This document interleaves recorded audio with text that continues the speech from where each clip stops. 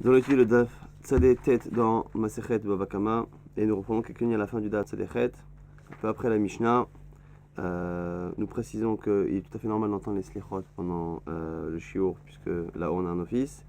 Et également, vu que le Daf est très chargé aujourd'hui, que le Daf de demain par contre sera plus court, il est assez probable que nous laissions à la fin du Daf quelques lignes pour l'étude de demain. En tout cas, on a vu dans une Mishnah que lorsque l'on donnait un ustensile, un objet, à réparer à un ouman, un artisan, et qu'il le cassait, l'artisan devait le payer. Là-dessus, Ravassi avait dit que c'est quand on lui donnait un ustensile qui était déjà en bon état et que lui le cassait. Mais si par contre on lui demandait de fabriquer un objet, on lui donnait de la matière première et qu'il fabriquait l'objet, si après avoir fabriqué lui-même l'objet, il le casse, il n'a pas à payer l'objet fini, il n'a qu'à rembourser la matière première si elle est abîmée, ou sinon rendre la matière, et à ce moment-là il n'y a rien.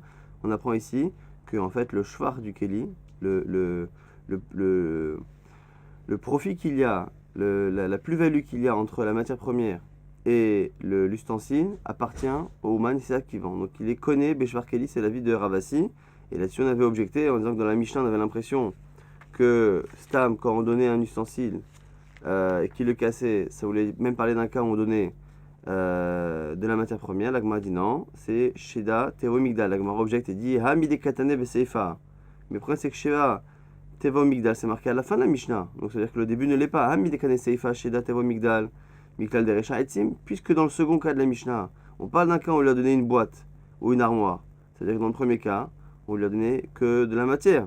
Amré non. Pirouché comme Faresh là. Non, la fin de la Mishnah est une explication du début de la Mishnah et non pas un second cas. Ketsa Natan Leomanim Letakanim Vekilkelu. C'est quoi l'exemple du premier cas qui était cité dans la Mishnah? Et c'est pour ça qu'on enchaîne et qu'on dit Chavin Shalem, Kegon Shinatan Achara Shida Tevo Migdal. Donc en fait, ce qu'on pensait être un second cas dans la Mishnah est finalement qu'une précision sur le domaine d'application du premier cas. Chename Mistabra. Et en plus, tu es obligé de dire comme moi que c'est bien une explication et pas un second cas. C'est Mistaber, c'est logique. Ketsa de Katane. Car si tu voulais dire, comme toi, que c'était deux cas, que le premier cas c'est un cas par opposition au second cas, un cas où on a donné de la matière, on lui donne du bois, on lui demande de nous faire un objet. Si dans le premier cas tu m'enseignes déjà qu'un artisan à qui j'ai laissé du bois, qu'il en a fait un ustensile, et qu'après il a cassé l'ustensile, il doit me payer tout l'ustensile fini et non pas que la matière première, si déjà et je suis propriétaire de cet ustensile alors que c'est lui qui l'a fabriqué, a fortiori si je lui donne mon ustensile tout fait et qu'il me le casse. L'amrinan, Oman Konevishvar Kelim, Shida Tevo Migdal Mibaya. Quand je lui donnais un Shida Tevo Migdal, c'est évident. Donc du coup, nous dit la Gemara, on est presque obligé de dire que c'est un seul et même cas, puisque sinon on ne comprend pas. La Gemara dit Mishumha Loeria. Il dit ça, c'est pas une vraie objection ce que tu dis. Pourquoi? Parce que le fait que dans la Mishnah on cite des cas qui ne sont pas nécessaires, c'est pas très grave. Tana Sefa les Galoyerecha. Des fois, on cite un cas qui n'est pas nécessaire, mais qui permet par opposition de définir le premier. Chez l'automarecha chez la Tevomigdal, pour pas que si on pensait qu'il y avait deux cas, on pourrait très bien aller à la Mishnah en disant voilà, on cite le premier cas, et pour justement mieux définir le premier cas, on en cite un deuxième pour que tu comprennes quelle est la nature du premier. En disant le premier cas, il est un peu ambigu, en citant un second cas qui me parle d'un objet réellement déjà fini chez Datevo Migdal, tu apprends par opposition que le premier cas c'est un cas où il n'y avait que de la matière. Donc avala etzimlo, tane seifa, chez Datevo Migdal, miklal derecha etzim va filoachi, chayiv le shalem. Donc du coup, ce que la Gemara dit, c'est que vraiment on n'a pas de preuve, ni pour l'un ni pour l'autre. On peut très bien imaginer que la Mishnah parle de deux cas, c'est-à-dire que le premier cas c'est la matière qu'on a donné à un ouman, un artisan. Dans le second cas, on lui donne un ustensile à réparer. Quoi qu'il arrive, on nous dirait ici qu'à chaque fois qu'il l'a cassé, il doit nous payer la totalité. Soit, on peut lire très bien comme Ravassi, que en fait, il y a un seul cas. Un seul cas, c'est le cas où je lui donne un objet. Lorsque je lui donne un objet à réparer qui me le casse, à ce moment-là, il doit me payer l'objet. Si par contre, je lui donne une matière, la matière, effectivement, elle est à moi. Mais par contre, l'objet qui aura à la fin est un objet finalement qui nous appartient tous les deux. Moi, qui lui ai donné la matière, je suis propriétaire de la matière, et lui, il est propriétaire, on va dire, de la forme, du Shvar Keli, de la plus-value qu'il y a apporté. Maintenant, la Gemara apporte un enseignement qui va peut-être confirmer, une Mishnah qui va confirmer ce que dit Ravassi. Leima Mesayale, une Mishnah. Anoten Seme Alatsaba, celui qui donne de la laine à, je ne connais pas le nom en français, celui qui colore, un teinturier. il met la couleur sur la laine, donc il apporte de la laine brute, et l'autre lui met une couleur. Vegdichou yora, donc à l'époque il mettait dans une marmite et il mettait des colorants, des plantes pour colorer, et l'artisan s'est trompé, il a laissé le feu et il a brûlé la laine de la personne. Notenlo et deme simro, il lui donne la valeur, il doit lui rembourser la valeur de la laine. Alors de là on déduit, demet samroin, demet samro veshifro, là on voit bien qu'on ne lui rembourse que la valeur de la laine et non pas la valeur de la laine colorée, de la laine et de la couleur. Là, chez Gdicho Lacha Nefila, Deika Shifra, ou Shma Mina, ou Man Kone Bishvar Keli. L'Agma envisage au départ qu'on parle d'un cas où la marmite a brûlé parce qu'elle est restée trop longtemps. C'est-à-dire qu'il a mis les colorants, il a mis la laine, ça a pris, la couleur a pris, mais à la fin, il a laissé trop longtemps et à la fin, ça a brûlé. Et donc à ce moment-là, ça voudrait dire que quand ça a brûlé, la laine avait déjà pris sa plus-value. La plus-value liée à la couleur était déjà là. Et donc, on se rendrait compte ici qu'effectivement, même si c'est devenu un ustensile, maintenant c'est devenu un tissu presque, on voit que le Ouman, l'artisan, est propriétaire de cette plus-value et donc il n'a pas à la rendre au client. Donc ce serait une preuve pour Ravasi. Shmuel dit c'est pas une vraie preuve. Amar Shmuel, Chabema Askinan, non, qui te dit peut-être que il a brûlé la laine immédiatement. Peut-être qu'il a mal réglé le feu. Et qu'avant même que la laine prenne la couleur, la laine elle s'est carbonisée et elle s'est abîmée. Alors, il va dire si c'est ça. Ça veut dire que dans le cas où par contre ça a brûlé après, tu serais d'accord avec nous. Donc tu es en train de dire toi que si cette Mishnah parle spécifiquement d'un cas où ça a brûlé tout de suite, et c'est pour ça qu'on dit que le Ouman ne rembourse pas la plus-value, ça sous-entend que si par contre la couleur avait pris dans la laine, il aurait dû rembourser à la fois la laine, à la fois la plus-value. Et donc du coup, cette Mishnah serait contre Ravasi, en tout cas selon Shmuel. Amar lecha Shmuel, Shmuel te dit, Achab b'maskinan kigon, des tsemer vesamanim, des balabait, des tsaba agar yede, ou des shakil. Shmuel propose de dire qu'en fait, on peut très bien imaginer que dans le cas là-bas du tsemer, à la fois la laine et à la fois la couleur, la coloration, appartiennent au balabait. Et que ici, il est juste payé pour le travail. Il le paye juste pour le travail. Et donc du coup, dans ce cas-là, effectivement, il est payé pour faire cuire et pour faire la chose. Donc du coup, il n'y a pas de raison qu'on ait la question sur Shvarkeli. La Gemara dit merci, c'est ça. Le Ouman, l'artisan, devrait rembourser à la fois la laine et à la fois la couleur, qui appartient aussi au client. Iachi, notenlo demet samro vetsamani, va ele. La Gemara dit la Shmuel, dérouillé ka matrele. Donc du coup, ce que nous dit la Gemara, c'est que finalement, Shmuel ne pense pas réellement comme ça. Il n'est pas contre Ravasi. Simplement, ce qu'il est en train de dire, c'est que c'est pas une preuve. Tu as voulu apporter une preuve de cette Mishnah comme Ravasi. Moi, je dis que c'est pas une preuve. Pourquoi ? Parce qu'on peut très bien imaginer, finalement que la Mishnah parle d'un cas où ça a brûlé tout de suite. Donc ça a pu brûler tout de suite, ça a pu brûler plus tard. Ce qu'a voulu dire Shmuel, qui lui-même dans l'absolu pense comme Ravasi, c'est que la Mishnah n'est pas une preuve. Donc on n'a pas forcément besoin de déduire l'explication que Shmuel a eue de la Mishnah ne veut pas dire qu'il pense contre Ravasi.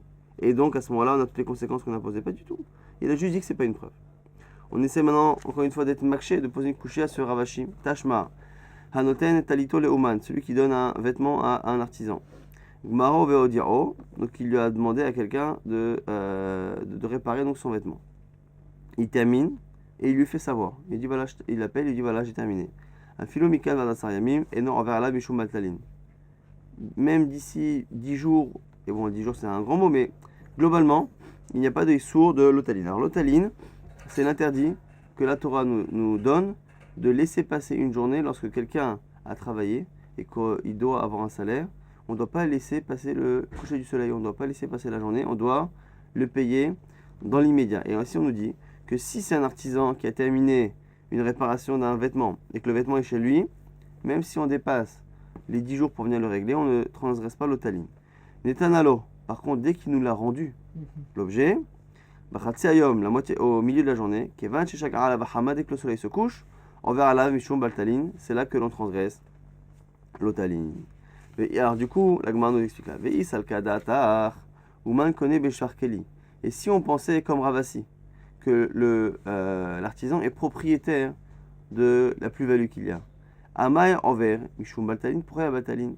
Baltalin, c'est lorsque il y a un salaire, c'est-à-dire que la personne a travaillé et que la personne est censée être rémunérée pour son travail. Je lui demande de vendanger mes vignes, à la fin, je le paye pour le travail qu'il a effectué.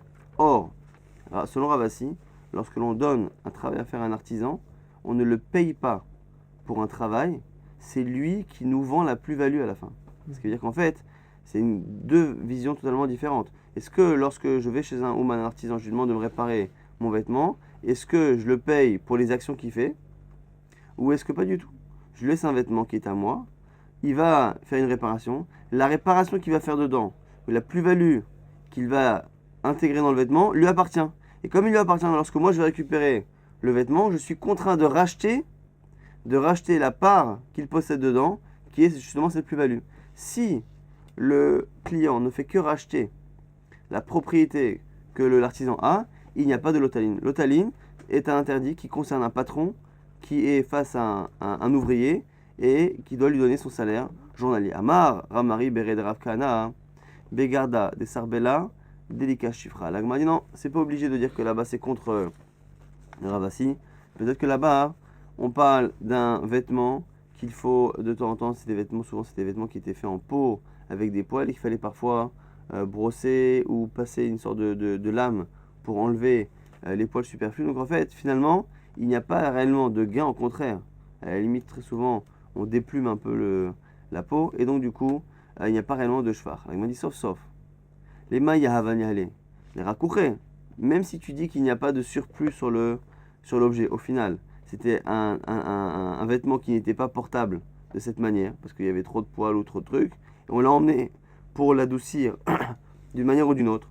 Les rakouchés, on a emmené pour l'adoucir. Kevan, des rakré, à une chiffra, dès qu'il a fait ce pourquoi on lui a demandé de travailler, ça s'appelle plus ou moins qu'il y a un shvar.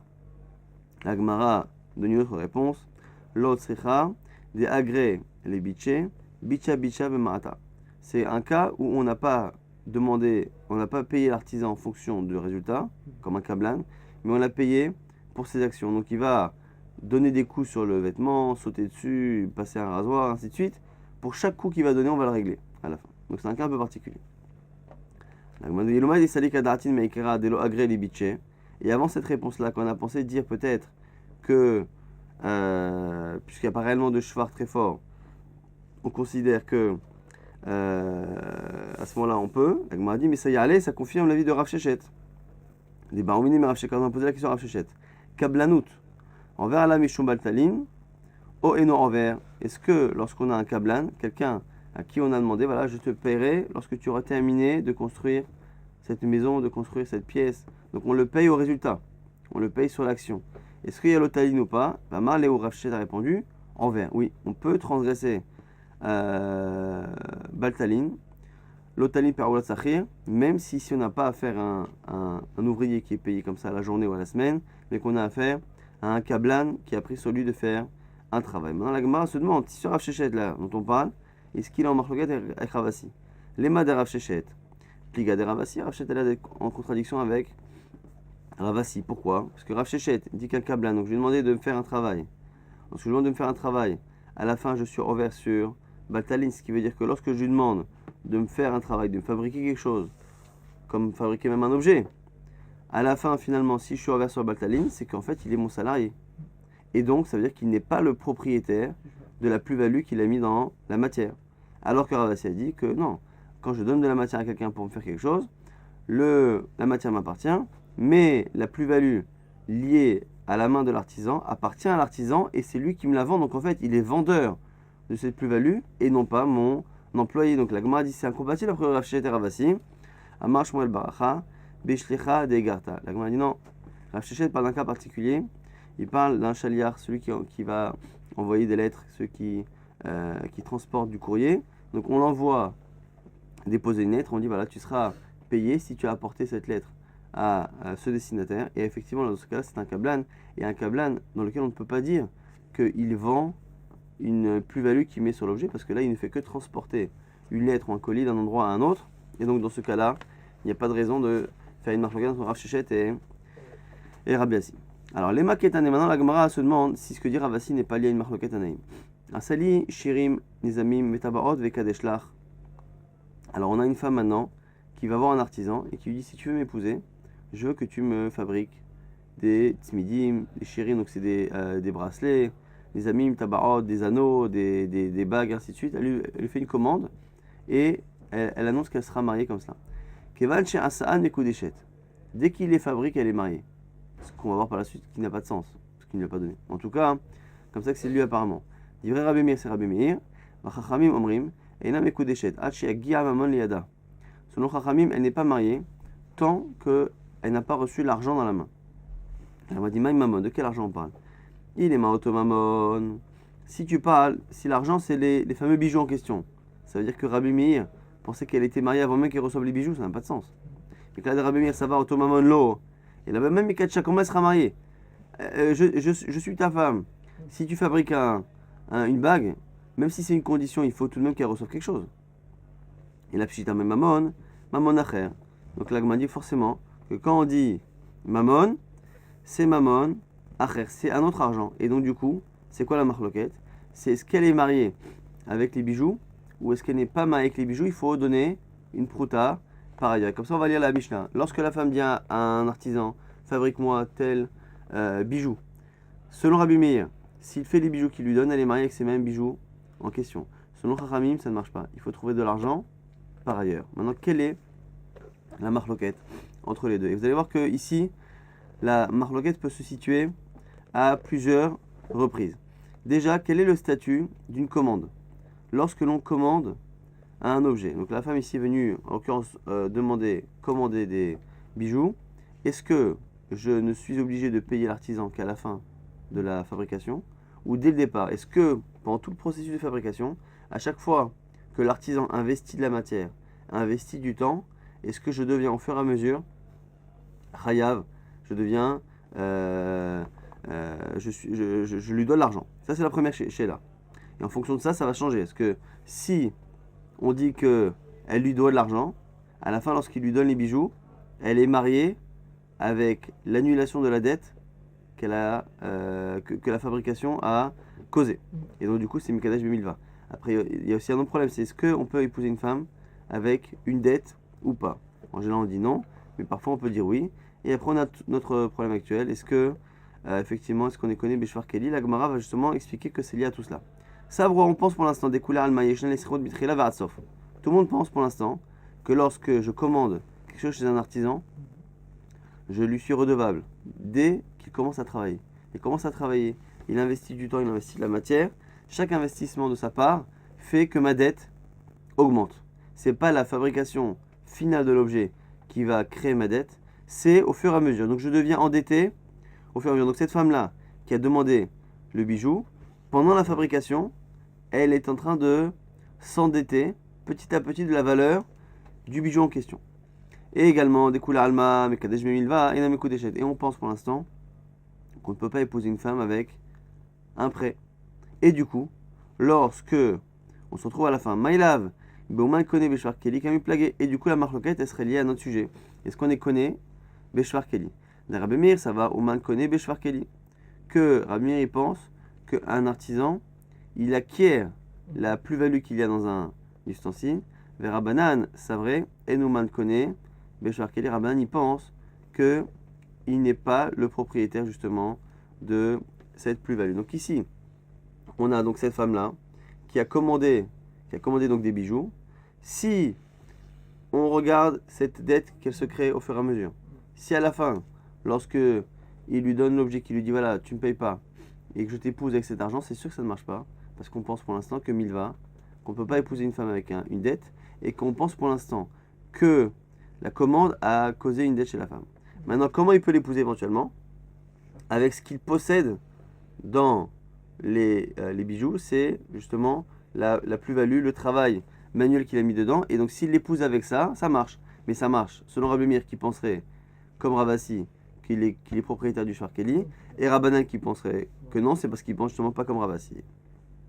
Ça, c'est une première possibilité. Mais on a vu que pour penser cela, il fallait déjà avoir un certain avis par rapport à Isriroud Mitrila Ve'atzov, quel est le statut d'une commande et quel est le statut d'un mariage qui est fait avec un prêt. Il m'a dit Lo, écoute Alma, Enouman Kone Bishwar Keli. Pas du tout, peut-être que ça n'a rien à voir. Peut-être que tout le monde est d'accord que le propriétaire n'est pas, que l'artisan n'est pas propriétaire du Shwar Keli. Et la Chab et Yeshnal Isriroud Mitrila Ve'atzov, Kami Plagetek. La discussion elle porte sur le premier point. Est-ce que lorsque je fais une commande, je m'endette dès le départ ou pas? Rabbi Meir, ça va, Enisrod ala Levasov. Rabbi Meir, il pense que pas du tout. On ne commence à être hayav qu'à la fin. Mais Rabbanan, c'est vrai, Rabbanan pense que Yesh l'isrirut mitrila ve'atzov. Et du coup, puisque selon Rabbi Meir, c'est à la toute fin qu'elle devient endettée, à ce moment-là, il peut l'épouser avec l'argent qu'elle ne lui doit pas encore, mais qu'elle va lui devoir lorsque il lui donne les bijoux. Selon Chachamim, comme cette dette est déjà passée, on ne peut pas épouser une femme avec une dette qui a été faite. Quand on dit qu'on n'épouse pas une femme avec une dette, c'est qu'on n'épouse pas une femme avec l'annulation d'une dette. Mais si cette dette n'existe pas encore, on peut dire voilà, je vais te donner ça et au lieu que tu me payes, ça servira de kiddushin. Veïbaïtema, si tu veux, tu peux dire que la marloquette elle est ailleurs. Des coups alma yeshanisrod ve'admitrevatso, que tout le monde est d'accord que c'est un milva, que c'est une dette et que dès le départ elle s'est endettée. Ve'acham et la marloquette est sur l'autre point. Donc kadesh me milva kame plagué. Est-ce qu'on peut faire des kiddushin avec une dette annulée? Certains pensent que non en général, mais peut-être que là c'est marloquette. Rabbi Meir, ça va. Amkadesh me milva mekodeshet. Rabbi Meir penserait qu'on peut être mekadesh me milva. Les rabbanan qui ne sont pas d'accord, c'est vrai. À mekadesh me milva et à mekodeshet. Donc on a ici trois possibilités, puisque pour dire que ça ne marche pas, il fallait avoir 3 points. Le fait de penser qu'une commande créait une dette dès le départ au fur et à mesure de la fabrication, il fallait aussi penser qu'on ne peut pas épouser une femme avec une dette annulée. Et troisièmement, il fallait, pour dire que ça ne marchait pas ici, penser que l'artisan n'est pas propriétaire de la plus-value qu'il a mis dans la matière. Et du coup, puisqu'il fallait ces 3 points, on peut très bien imaginer que la marloquette entre Rabbi Meir et Rabbanan se situe dans un des 3 points. Dès que sur un des 3 points, on a un désaccord, on tombe sur une marloquette. Donc on a 3 possibilités d'expliquer pour l'instant cette marloquette Rabbi Meir Rabbanan, puisqu'on a 3 points importants pour dire que ça ne marche pas. Rava propose une 4e.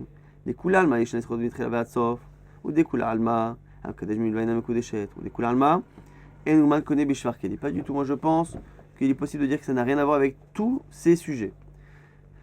Alors, c'est-à-dire que tout le monde est d'accord qu'elle a une dette depuis le départ quand elle commande. Tout le monde est d'accord qu'on ne peut pas épouser une femme avec une dette. Et tout le monde est d'accord ici que l'artisan n'est pas propriétaire de la plus-value. Donc il faut comprendre ici comment, selon Rabbi Meir, elle est mariée. Et là, Rabbi Meir Askinan, qui gonne Shosif la Nofer Michelo. C'est un cas où il a rajouté une pierre. Elle a demandé une bague sans pierre ou avec une pierre et lui rajoute une autre pierre. Et il lui dit je t'épouse avec la commande que tu as faite, plus cette chose-là. Et quelle est du coup la discussion? Rabbi Meir, ça va milva ou pruta, da'ata pruta. Lorsqu'une femme est mariée avec une milva, avec un prêt, on a dit une annulation d'un prêt, d'une dette, ne peut pas servir de mariage.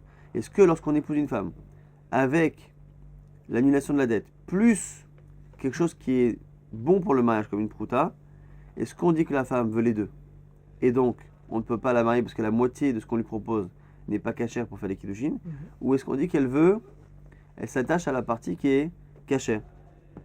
Data pruta, nous dit Rabbi Meir. Elle pense à la pruta. Donc là ici c'est pareil. Si elle lui a fait une commande de bijoux et que, on pense ici selon Rava qu'il ne peut pas l'épouser avec ces bijoux-là. Pourquoi? Parce que c'est soit une annulation d'un prêt, d'une dette, soit la plus-value elle-même n'appartient pas à l'artisan. Donc la seule manière de dire ça, c'est qu'il lui a rajouté une pierre.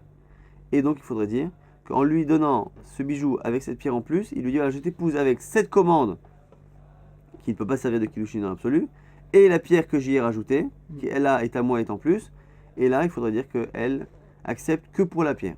Ça c'est Rabbi Meir. Rabbanan c'est vrai, milva ou pruta data, à milva, et Rabbanan il pense que par contre lorsqu'on a quelque chose qui n'est pas possible pour les kiddushin comme milva plus autre chose, on dit que la femme pense aussi à la milva, au prêt, donc du coup ça ne marche pas. Et il va retrouver cette marloquette dans une braïta. Biflukta de Anetanae. Et cette marloquette Rabbi Meir Rabbanan, on la retrouve dans une braïta. Détania.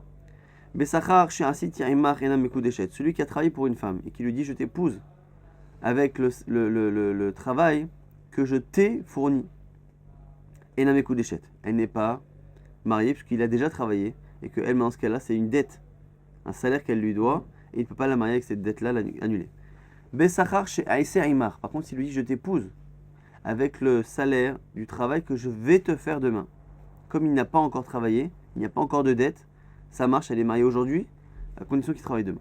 Mekudeshet. Rabbi Natan Omer, Besachar she'aisa imach, et la Mekudeshet, les Kol Shekel Besachar she'asita imach, selon Rabbi Natan, elle n'est jamais mariée, que le travail ait été fait, ou que le travail s'apprête à être fait. Rabbi Dohan Anasi Omer, Behemet Amo lui dit Behemet Amo, c'est-à-dire que c'est Halacha, les Moshe, que du coup il n'y a pas de doute. Ben Besachar she'asita imach, Ben Besachar she'aisa imach, et la Mekudeshet, Ve Osif. La nofer michelo, mekudeshet. Donc il dit la même chose que Rabbi Natan. Simplement il rajoute que si cette personne-là a rajouté une petite pierre précieuse dans la transaction des kiddushin, elle est mariée. Quand on regarde bien cette braïta avec trois avis, on a quoi? Ben Tanakama et Rabbi Natan, Ike ben Yosrirut. La marque entre le premier avis et le deuxième, c'est quoi? C'est est-ce que quand il l'épouse avec le travail du lendemain, est-ce que ça marche? Donc en gros, est-ce que l'on peut épouser une femme avec un salaire à venir? Avec un salaire passé, les deux sont d'accord que non. Avec un salaire à venir, c'est une marloquette, Tanakama Rabbi Natan. Maintenant, Rabbi Natan dit qu'aucun salaire, ni passé ni futur, ça marche pas. Vient Rabbi Nanassi, il dit la même chose. Rabbi Nanassi dit ni salaire passé ni salaire futur, mais il rajoute cette histoire de pierre précieuse. C'est quoi la marloquette entre les deux? Nous dit Rava, Ben Rabbi Natan et Rabbi Yuda, Anassi, et Kabenayou Milva Uputa. C'est quoi la marloquette? C'est justement, est-ce que lorsque je fais des kiddushin avec une dette, comme ici le salaire, plus je rajoute quelque chose qui n'est pas une dette, comme une pierre précieuse ou une prouta, est-ce qu'on dit que la femme accepte le mariage que pour la prouta ou pas? C'est la marque de Rabbi Natan, justement, et Rabbi Yuda, Anassi. Maintenant, nouveau cas, Mar Shmuel, Tabah Ouman. On a un shochet qui fait la shrita des animaux, Ouman, qui est habitué, qui est professionnel, chez Kilkel, qui a abîmé l'animal, qui l'a rendu, donc Taref. Chayav les Shalem, il a rendu Nevela, il doit payer la valeur de l'animal. Mazikou, parce qu'il a endommagé, il est poché à ou, il est négligent. La Asa, qui omerlo, shechot li mikan, et shachot le mikan. Et on considère, c'est comme si on lui avait dit, fais-moi la shrita au niveau de la gorge, et il a fait la shrita au niveau d'un autre endroit, et qu'il a rendu l'animal Nevela de manière presque volontaire. La Gemara s'étonne déjà de la redondance. Iyama, pourquoi tu me dis Mazik Pocha? Pourquoi tu me dis qu'il est un endommageur et un Pocha un fauteur? Iyama Maziku. Alors il m'a dit Lama les memale Maziku Pocha. Pourquoi tu me répètes Pocha Mazik? Iyama Maziku. Parce que si je t'avais dit qu'il a causé un dommage, Ava Amina, Anemile Echad et Karavid Besachar. Tu aurais pu penser que c'est que lorsque il est payé. Ava Echad et Karavid Bechinam. Mais s'il le fait gratuitement, j'aurais dit Lo, Kamash Malan, Pocha ou Kamash Malan. Qu'il est considéré comme un fauteur. Non seulement il cause un dommage, mais il est fauteur, ce qui veut dire que finalement il est coupable qu'il soit payé, donc qu'il le fasse de manière bénévole. Ma object est Tivé, Raprama, Bargrouya, les Shmuel. On objecte à Shmuel, Anoten, Behema, la tabar. Celui qui donne un animal à un chochet. Venibela, et justement il a rendu Nevela. Ouman, Patour. Si le tabar est un professionnel, il est dispensé. Idiot, si par contre c'est un amateur, Chayav, il doit payer. Ve'imnoten sachar. Et s'il est payé, ben idiot. Ben ouman, Chayav. Donc on a ici Shmuel qui a cité un premier cas et qui a expliqué que de la répétition masique et pochéa, on apprend finalement que dès qu'il est payé, qu'il soit ouman ou pas, il est Chayav. On a maintenant ici un enseignement qui est une braïta, une tosefta, qui nous dit que s'il est payé, effectivement, quoi qu'il arrive, il devra payer, mais par contre, s'il n'est pas payé, le Ouman sera dispensé. Et donc, du coup, c'est contradictoire à ce qu'a dit Shmuel, qui lui a dit que quoi qu'il arrive, un Ouman, un professionnel, paiera. L'Agma dit, Amarle, le'aker, mohach. Il lui dit que ton esprit s'embrouille, il est un peu maudit. Alors, les commentaires disent qu'il a manqué un peu de respect dans sa question, ou le fait, il a manqué de respect dans le sens où il n'a pas bien analysé la parole de Shmuel et que s'il avait analysé la parole de Shmuel, il n'aurait pas eu de questions. Ata Omer Rabanan, qu'un motif là, et il y a un autre élève qui est venu lui poser une question. Amal lui a dit Ashta, Shakal Tamaï de Shakal Havrer. Il dit toi tu as pris la même chose que ton ami, c'est-à-dire qu'en gros tu prendras la même malédiction. Kamina Lechuana, moi je vous ai dit, ce que je vous ai dit comme enseignement, c'est Rabbi Meir.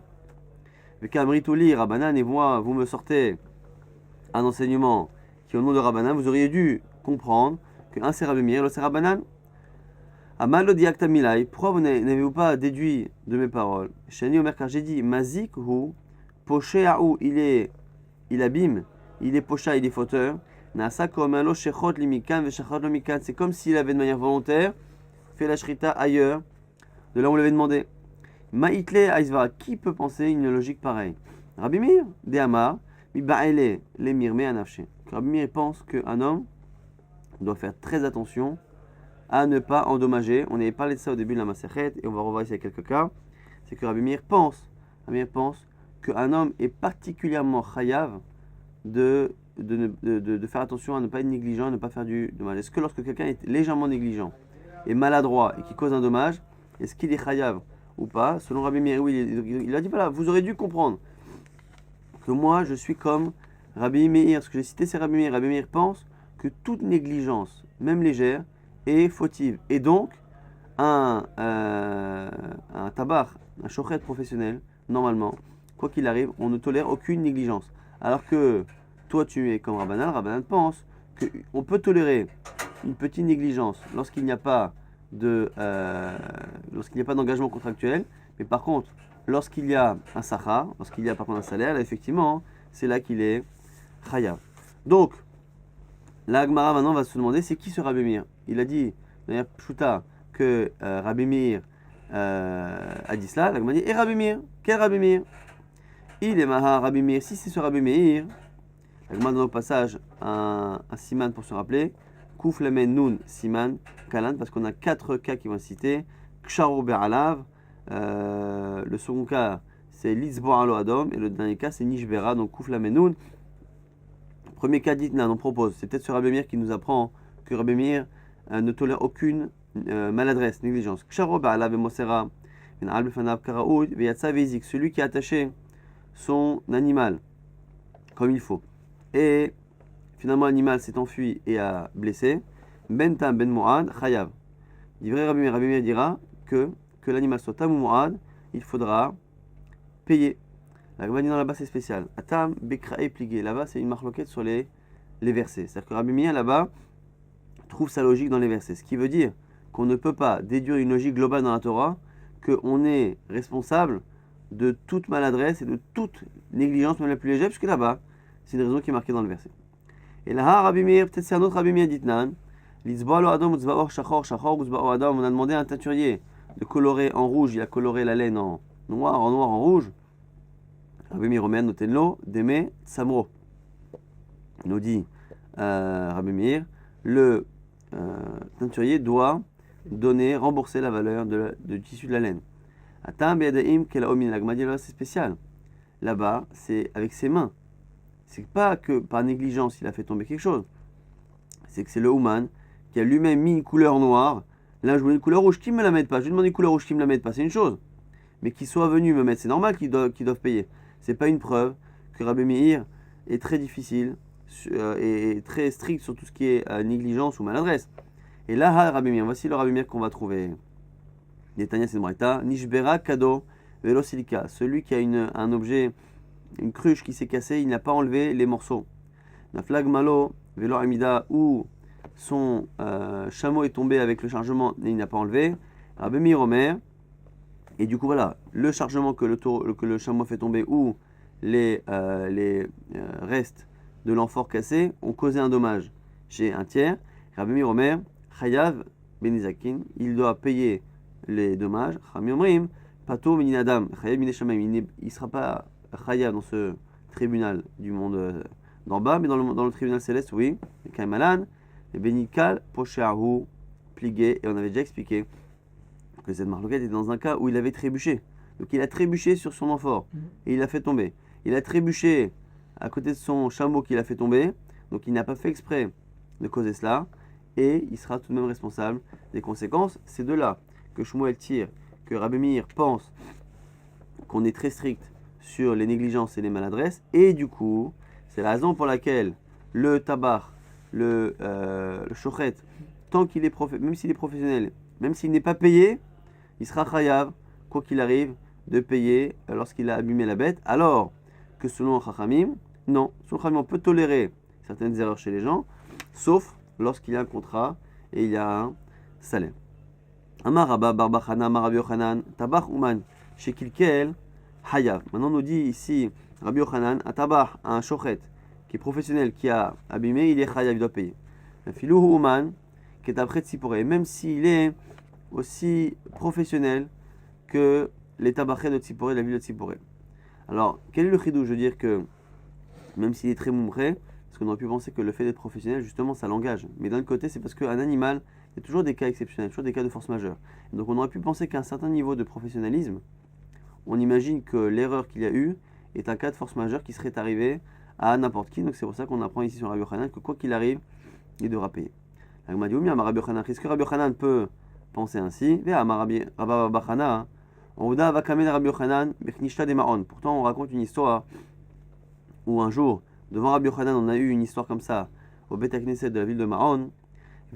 Zil Aiteraya de Mamchit, et Tanegolim, Veftarach. Et Rabbi Yochanan a dit au Shochet, va m'apporter ton diplôme qui me montre que tu es professionnel afin que je te dispense de payer. Sous-entendu, s'il est pro, il ne paye pas. Elle m'a dit, Lokasha, Kan Bechinam, Kan Besacha. Elle m'a dit, non, c'est pas une kushia. Ça dépend s'il est payé ou pas payé. Donc Rabbi Yochanan n'aurait dit que le professionnel ne paye que si il est lui-même rémunéré. Qui adama Rabizera, comme ce qu'a dit Rabizera, celui qui veut avoir une assurance que le shochet lui paye l'animal s'il fait une erreur, il y a que Dimlo dinar qui lui verse immédiatement avant de commencer un dinar, et c'est ce dinar justement qui va permettre d'être certain que la personne puisse être responsable. Maintenant on objecte sur la chita de Rabizera et Rabbi Yochanan, mitive amolir chitim letachon. Vélo les tatanes, celui qui emmène des grains pour les moudre. Et à l'époque, pour moudre le grain et pour séparer la clipa, l'écorce du grain, il fallait d'abord les humidifier. Si on n'humidifiait pas le grain avec de l'eau, à ce moment-là, tout se mélangeait et on avait une farine qui n'était pas propre.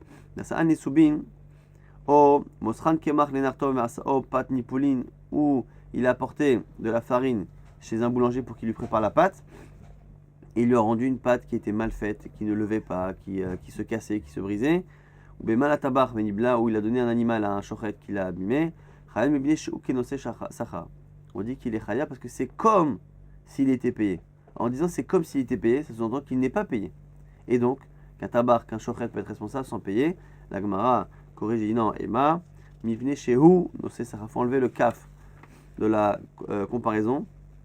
Il faut dire finalement qu'il est nocessara justement parce qu'il est payé. Maintenant, Ayu Magrumta de Atal et Kame d'Erab. Il y a une histoire un jour d'un animal qui a fait une shrita de manière particulière. C'est-à-dire qu'on commençait à faire, il y a deux simanim, il y a deux canaux ici à trancher. Il a fait le premier, après il a penché le couteau et il a rendu taref l'animal, tarfé. Ou patre les tabar. Milchalou Medame, et il a dispensé le shochet de payer. Rav Kana et Ravasi, Gavra. Et Rav Kana et Ravasi sont venus voir ce bonhomme en question. Amar Lehu, Avid Bach, Rav Tarte. Il dit Rav, il t'a fait deux choses. Donc on a un bonhomme qui a laissé un animal à quelqu'un pour faire la shrita. L'animal, finalement, a été rendu taref. Et il n'a pas fait payer le shochet. Donc du coup, quand il est sorti du Bedin de chez Rav, Ravasi et Rav Kana lui ont dit, bon, Rav il t'a fait deux choses. Alors c'est quoi les deux choses qu'il lui a fait? Est-ce qu'en gros il dit, il t'a planté deux fois? Ou est-ce qu'il t'a... Alors Maïtarte, il est Maïtarte les Griota, si c'est négatif, on dit voilà, Rav il t'a mis deux coups. Il a pas été sympa avec toi deux fois. Les bailés, l'archo, normalement il aurait dû dire que ta bête est cachère. Qui est Rabbi Yossi ben Verabuda, comme Rabbi Yossi Barabuda qui pense que cette bête Mougremet, c'est une autre chez encore dans Choulin, elle est kshera. Et en plus, il a dit qu'elle était très fan, donc tu as perdu la bête. Karabanan. Inami et Karbanan. Et au moins, s'il pensait comme Rabbanan que la bête était très faille, il aurait pu au moins être sympa et te dire que le shochet doit payer. Il aurait pu au moins te faire payer le shochet. Ou Mishar el Memar qui a Gavna. La Gemara dit, mais ça, c'est pas possible de dire ça. Imaginez que Ravasi et Rav Kahana seraient venus voir la personne après le Beddin, lui dire en gros ce qu'a dit Rav, c'est pas bien, il n'a pas été sympa ou il n'a pas été compétent, c'est faux, pourquoi? Il y a Tanya Brata qui dit que c'est Loyomar, Ani Mizake Vechaverai, Mechaivin. Même dans un même Beddin, lorsqu'on a plusieurs rabbanim qui siègent et qu'à la fin on a tranché selon la majorité, un des juges qui n'était pas d'accord avec la majorité n'a pas le droit de dire après, tu sais, moi je pense que tu ne dois pas payer. Mais qu'est-ce que tu veux? La majorité dit que tu dois payer. Même ça, n'a pas le droit, parce que ça met en doute le jugement. Valma et c'est Shravera et Rabour Alam. Il ne peut pas dire, voilà, moi je t'aurais bien fait gagner, mais les autres sont plus nombreux que moi. Azelema, Oler Rachil Megalesod. Et là-dessus, on dit dans Michelet qu'il est Oler Rachil, il va et il dit du mal. Il est Megalesod et il dévoile des secrets qu'il ne doit pas dévoiler. Et là, t'as Télémarluta. Et donc on est obligé de dire que finalement c'est pas qu'ils ont dit du mal du jugement de Rav, c'est qu'au contraire ils ont dit du bien. Pourquoi? Il a été marqué avec toi. C'est qu'il a finalement dit que l'animal était taref, mais il n'a même pas voulu faire payer le shochet. Pourquoi? Dès lors là, safek isura, il t'a évité de manger un safek d'un animal qui est taref. Et s'il a fait payer le shochet, en fonction des avis, il aurait pris un safek de te faire éventuellement payer quelqu'un qui ne doit pas payer. Et donc il t'aurait fait voler. Mais Nahar, il t'a évité un safek de manger pas cachère et un safek de prendre de l'argent de quelqu'un qui ne devait pas. On va rapidement résumer ce qu'on a vu aujourd'hui. On a vu l'avis de Ravasi sur lequel on avait tenté des objections ou des confirmations mais qui n'étaient pas finalement importantes. En tout cas, Ravasi pense qu'on connaît, le Ouman il est connu Béchouar Kelly lorsque on donne une matière à un artisan pour qu'il en fasse un ustensile. Je ne le paye pas pour le travail qu'il fait, mais en fait il acquiert la plus-value qu'il injecte dans l'objet, dans la matière, et à la fin il me vend cette plus-value. Et donc il y a plein de conséquences, entre autres sur Baltaline. On a vu l'Otaline qui est l'interdit de laisser passer une journée une fois qu'un salarié avait effectué son travail. On a vu qu'on avait des marlokos sur plein de domaines. Est-ce que lorsqu'on faisait une commande à un artisan, est-ce qu'on était redevable qu'à la fin de la fabrication ou pendant tout le processus de fabrication on devient chayav? Après on a vu le marlokos, est-ce qu'on peut épouser une femme avec l'annulation d'une dette ou pas? Et après on a vu également, est-ce que lorsque on pense qu'on ne peut pas épouser une femme avec l'annulation d'une dette, est-ce que si on rajoute autre chose que la dette et qu'on l'épouse avec les deux, est-ce que ça marche ou pas? Et c'était toutes ces marloquettes là qui pouvaient justifier une marloquette entre Rabbi Meir et Rabbanan sur un cas justement qui était sujet à 4 explications différentes. On avait vu également qu'on avait, on était resté là-dessus, une marloquette entre Rabbi Meir et Rabbanan. Est-ce que on est très strict sur la négligence et la maladresse? Rabbi Meir pense que quel que soit le niveau de négligence, une maladresse, quelqu'un qui trébuche sur quelque chose qui fait tomber son objet et que l'objet après cassé par terre blesse quelqu'un, selon Rabbi Meir il sera chayav. Et l'équivalent qu'on va retrouver chez le Ouman, chez le Tabach Ouman, c'est un shochet qui fait une shrita, qu'il soit payé ou pas payé, s'il abîme la bête, il devra payer. Ça c'est Rabbi Meir. Selon Chachamim, qui pense que une négligence n'est pas forcément si coupable, ils diront qu'à ce moment-là, si le shochet est professionnel et qu'il n'est pas payé, on dira qu'a priori, c'est pas de sa faute. Si par contre il est payé, c'est l'engagement de l'argent qui fait justement, qui sera chayav. Et on a retrouvé cette logique-là dans Rabbi Zera et Rabbi Yochanan qui pensent effectivement qu'un Ouman qui est un tabar qui est Ouman, un professionnel de la shrita, s'il est payé, il est responsable. S'il n'est pas payé, il n'est pas responsable. Mais à condition qu'il soit professionnel. C'est pour ça que Rabbi Yochanan avait dit, montre-moi ton diplôme, comme tu n'as pas été payé, tu peux être dispensé à condition que tu sois professionnel. Donc on a vu que selon Rabbi Meir, on est chayav dans tous les cas. Selon Rabbi Yochanan et Rabbi Zera, si on est payé, on est chayav dans tous les cas. Si on n'est pas payé, ça dépend. Si on est professionnel, ça va. Si on n'a pas la carte professionnelle, ça ne marche pas.